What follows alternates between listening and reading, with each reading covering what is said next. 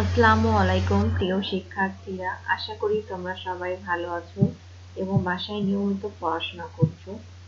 তো আসো আজকে আমরা প্যানক্রিয়েটিক জুস এর ফাংশন দিয়ে আমাদের লেকচার শুরু করি। দেখো এখানে কি আছে, ফাংশন অফ প্যানক্রিয়েটিক জুস। প্রথম ফাংশন হচ্ছে নিউট্রালাইজেশন অফ অ্যাসিড কাইন্ড that enters into the duodenum from stomach by bicarbonate content of pancreatic juice. আচ্ছা, এত কিছু বাদ দাও, শুধু মনে রাখো যে প্যানক্রিয়েটিক জুসে বাইকার্বনেট থাকে এবং বাইকার্বনেটের কাজ হচ্ছে অ্যাসিডকে নিউট্রালাইজ করা। তো কি করবে, bicarbonate content of pancreatic juice acid কাইন্ডকে নিউট্রালাইজ করবে, শেষ। আরও একটা মজার ফাংশন হচ্ছে এই প্যানক্রিয়েটিক জুস এর ভিতরে যেহেতু বাইকার্বনেট থাকে, এটাই আবার বিভিন্ন প্যানক্রিয়েটিক এনজাইমের জন্য অপটিমাম পিএইচ প্রোভাইড করে।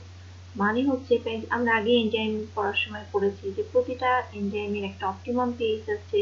সেই অপটিমাম পিএইচে এনজাইমগুলো হাইয়েস্ট মানে ম্যাক্সিমাম অ্যাক্টিভিটি শো করে। তাহলে প্যানক্রিয়েটিক জুস নিজেই আবার অপটিমাম পিএইচ প্রোভাইড করছে। কাদের জন্য? প্যানক্রিয়েটিক এনজাইমের ফাংশনের জন্য। এছাড়াও আমরা জানি যে প্যানক্রিয়েটিক জুসে অ্যামাইলাইটিক, প্রোটিওলাইটিক, লাইপোলাইটিক এনজাইম থাকে।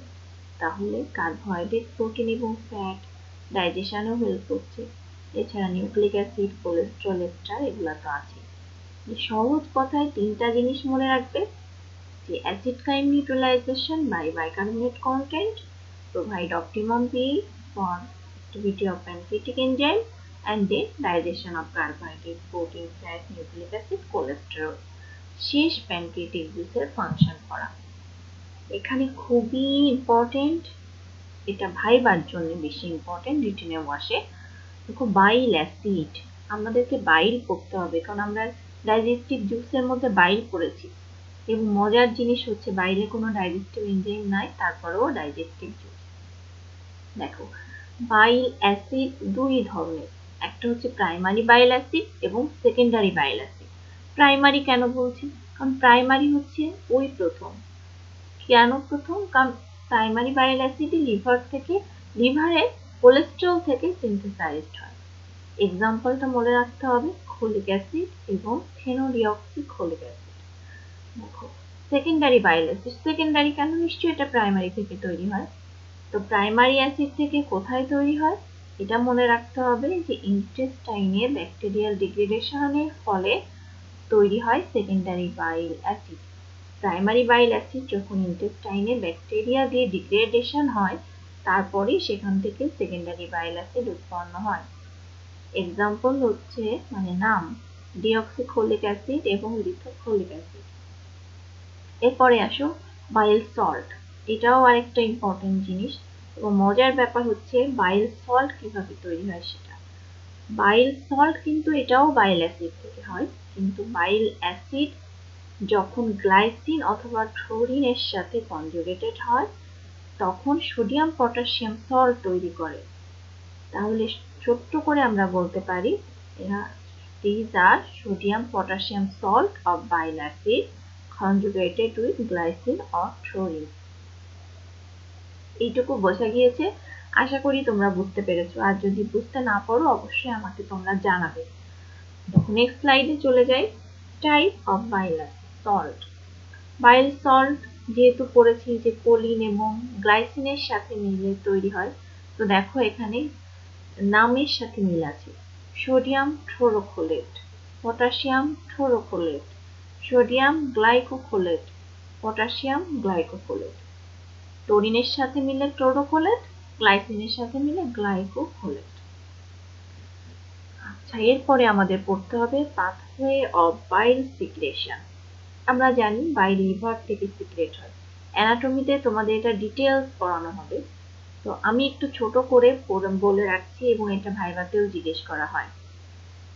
বাইল লিভার থেকে তৈরি হয়। লিভারের ভেতরে অনেকগুলা চ্যানেল পার হয়ে আসতে হয়, সেখানে আমি জটিলতায় যাচ্ছি না, আমি সহজ করে বলছি।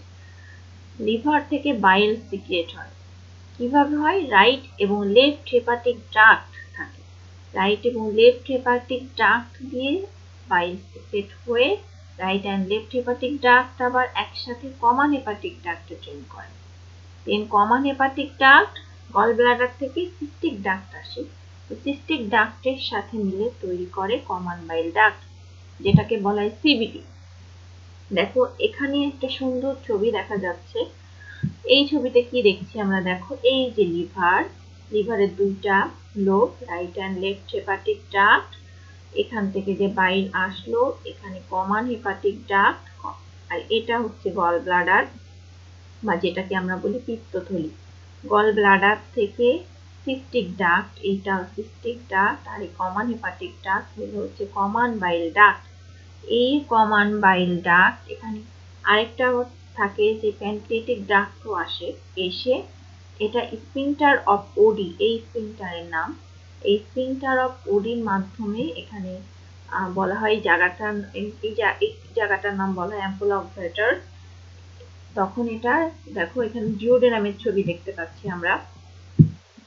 তো এই সেকেন্ড পার্ট অফ ডিওডেনামে এসে ড্রেন করে, এবং সবচেয়ে মজার ব্যাপার হচ্ছে ডিওডেনামে এসে ড্রেন করার পর এই যে আইলিয়াম, দেখো আইলিয়াম থেকে এটা আবার অ্যাবজর্পশন হয়ে পোর্টাল ভেনাস সিস্টেমের মাধ্যমে আবার লিভারে চলে যায়। দেন লিভার থেকে আবার সিক্রেট হয়। এই পুরা যে ঘটনা, লিভার থেকে সিক্রেট হয়ে ইন্টেস্টাইনে আসতেছে, ইন্টেস্টাইন থেকে আবার অ্যাবজর্পশন হয়ে চলে যাচ্ছে লিভারে, দেন আবার রিসিক্রেটেড হচ্ছে, এটাকেই বলা হয় ইন্টারোহেপাটিক সার্কুলেশন। এটা অবশ্যই পড়ে রাখবে, অনেক সময় এটা ভাইভাতে জিজ্ঞেস করা হয়।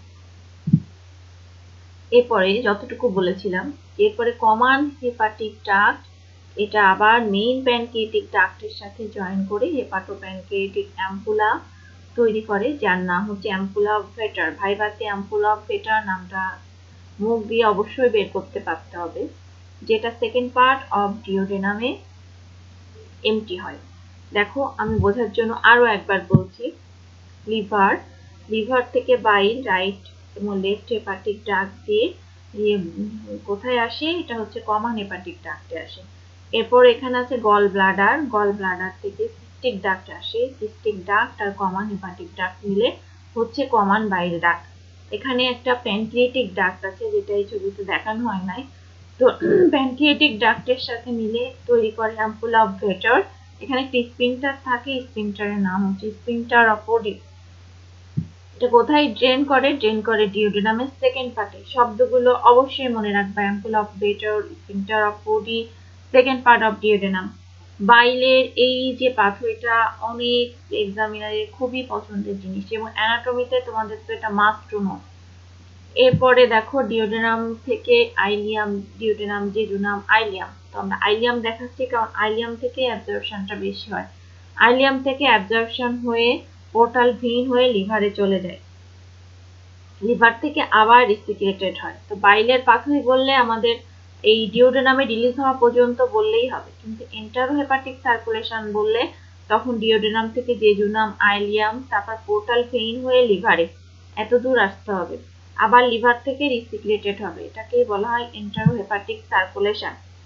তো এন্টারোহেপাটিক সার্কুলেশনে আমি একটা ডেফিনেশন দিয়েছি যে from liver bile acid, bile salt are secreted into a small intestine, absorbed from intestine and resecreted into bile. This repeated cycle is known as enterohepatic circulation. তো পরের লেকচারটুকু আমি পরের ভিডিওতে দিচ্ছি, তা নাহলে আবার অটো কাট অফ হয়ে যায়, আরো প্রবলেমে পড়ি আমি। তো সেই পর্যন্ত আল্লাহ হাফেজ।